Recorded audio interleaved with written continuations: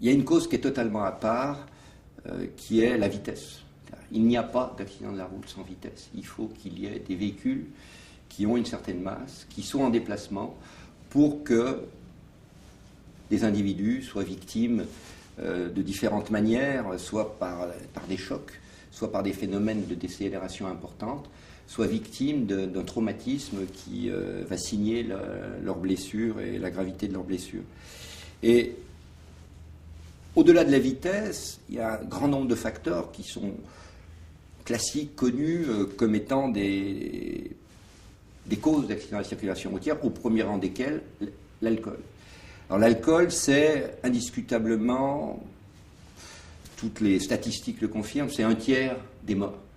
C'est-à-dire que si personne ne roulait sous l'emprise de l'alcool, aujourd'hui en France, on réduirait immédiatement le nombre de morts d'1/3.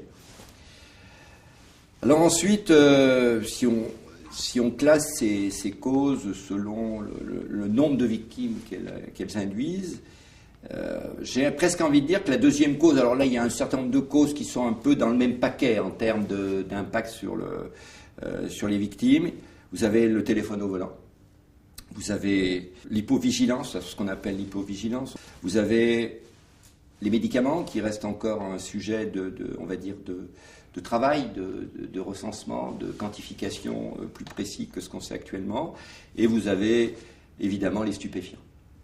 Alors, pour donner quelques chiffres, le téléphone c'est 10% des accidents, le cannabis 4%, les médicaments 3%. Alors il y a les maladies, alors c'est toujours très difficile de distinguer le rôle des maladies du rôle des médicaments qui servent à soigner ces maladies.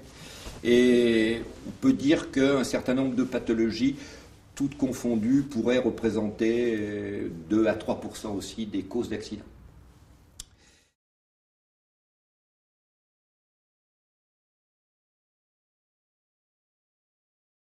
Alors s'agissant de vitesse, il faut être très clair. Je ne parle pas d'excès de vitesse, c'est-à-dire de vitesse non conforme au code de la route. Je parle de cette vitesse en tant que grandeur physique qui peut varier de 0 quand on est à l'arrêt à des vitesses extrêmement importantes qui sont toutefois limitées à quelques centaines de kilomètres sur nos routes dans le pire des cas. Et en fait, il n'y a pas de valeur seuil en dessous de laquelle la vitesse ne serait pas dangereuse et puis au-delà de laquelle, à tout coup, on aurait un accident. En fait, on a une relation croissante du risque d'accident en fonction de la vitesse pratiquée.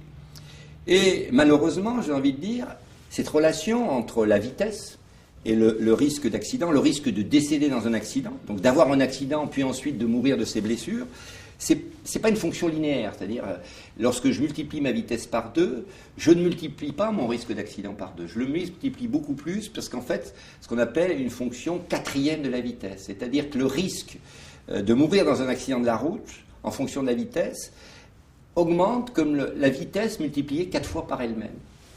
Pour prendre un exemple, si je diminue par exemple la vitesse sur les routes départementales, qui sont aujourd'hui dans l'ensemble autorisées à 90 km/h, si je réduis cette vitesse de 10 km/h, en gros je vais réduire cette vitesse de 10%, eh bien je vais réduire de près de 40% le risque d'accident mortel sur ces routes départementales.